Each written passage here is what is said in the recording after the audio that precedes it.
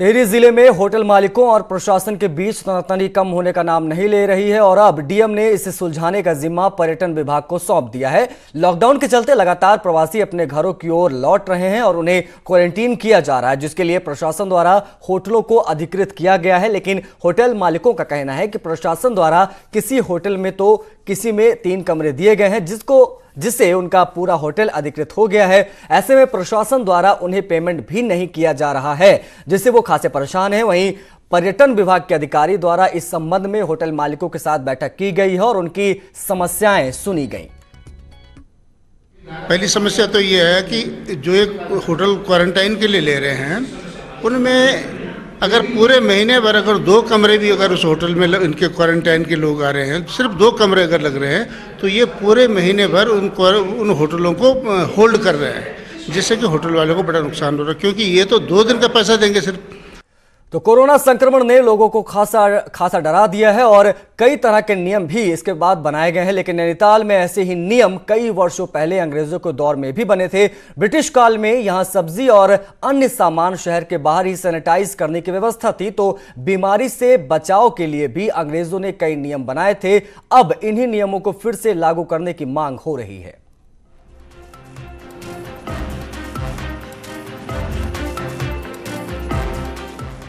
Corona काल में लोग डरे हुए हैं और नियमों का भी पालन कर रहे हैं, लेकिन अंग्रेजी दौर में नैनीताल को संक्रमण से बचाव के सख्त नियम बने थे। शहर के लोगों के स्वास्थ्य को ठीक रखने और संक्रमण ना फैले, इसके लिए अंग्रेजी शासनकाल में शहर के बाहर ही वैक्सीनेटर तैनात रहते थे, जहां नियमित रूप से नैनीताल आने वालों का स्वास्थ्य परीक्षण किया जाता था और पूरी जांच पड़ताल के बाद ही शहर में एंट्री दी जाती थी। इसके साथ ही शहर में फल और सब्जी को भी बिना सैनिटाइज किए नैनीताल आने पर रोक थी।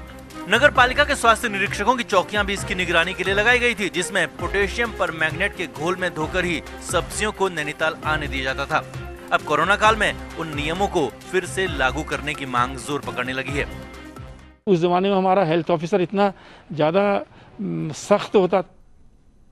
चलिए आपको सीधा लखनऊ ले चलते हैं, जहां पर मुख्यमंत्री योगी आदित्यनाथ प्रेस कॉन्फ्रेंस कर रहे हैं। वह हमारे लिए एक नया अनुभव है, जिसके बारे में हम अक्सर बोलते थे कि किसान की आय में वृद्धि कैसे हो। आदरणीय प्रधानमंत्री जी लगातार इसके बारे में फोकस करते हैं और बोलते हैं, फसल के विविधीकरण का हो या फिर इंटरक्रॉपिंग के माध्यम से एक ही बार में अधिक फसल के माध्यम से अधिक मुनाफा कमाने की स्थिति किसान के परिश्रम से, और हमारे इन सभी किसानों ने, चाहे वह पश्चिम में मुजफ्फरनगर के किसान हो, मेरठ के हैं, संभल, पीलीभीत, लखीमपुर खीरी, अंबेडकर नगर, गोंडा, गोरखपुर, कुशीनगर, यानी ये सभी किसान अपने अपने क्षेत्र में कुछ नया किए हैं। लाखों लोगों के जीवन में एक नया प्रकाश इनके माध्यम से लाने में सफलता प्राप्त हुई है। और ये चीज़ें हमें इस बात को बताती हैं कि जहां चाह वहां राह, यानी संकट के समय भी हम रास्ता निकाल सकते हैं। और किसानों के परिश्रम ने, उनकी मेधा ने आज ये राह प्रदेश के अंदर दिखाई है।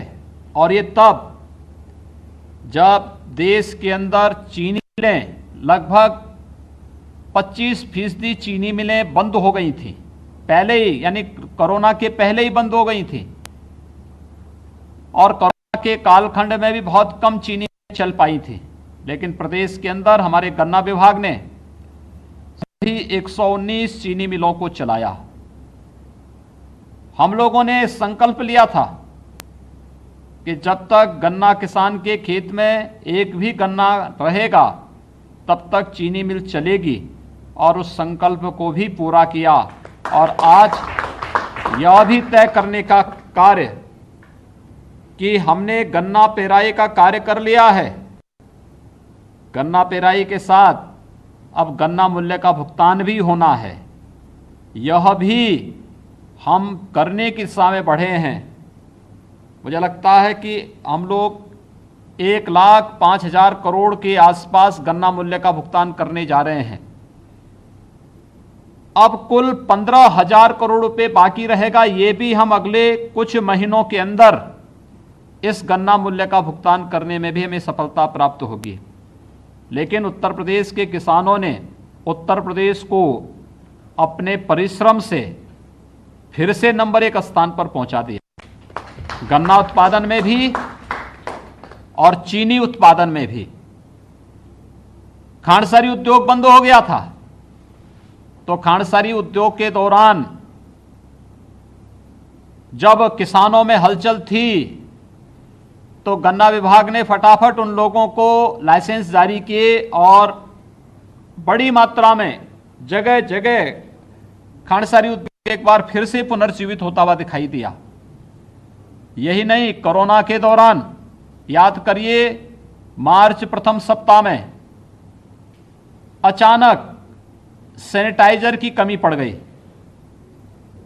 100 ग्राम की जो शीशी थी वह जिसका दाम 80 रुपये होता था, उसकी कीमत 400-500 रुपये में मिलने लग गई।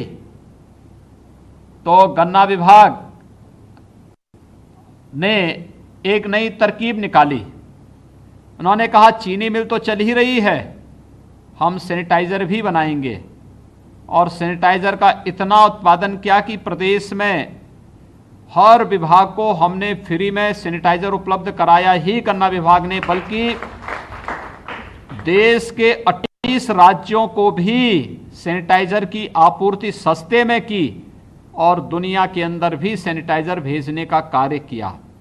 ये है कि कार्य कैसे होना है और संकट में भी हम राह निकाल सकते हैं।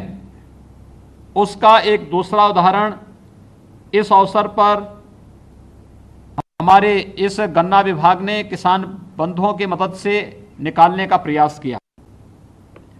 मुझे प्रसन्नता है कि हमारा किसान भाई आज टेक्नोलॉजी के साथ जुड़ा है।